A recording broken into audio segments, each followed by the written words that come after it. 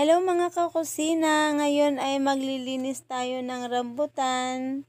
Marami-rami din ito, bigay ng ating kapitbahay. Maraming salamat sa aking kapitbahay na nagbigay ng rambutan.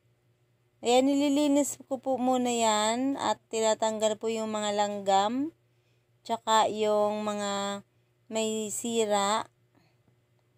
At atin po siyang babalatan at ilalagay natin sa ref.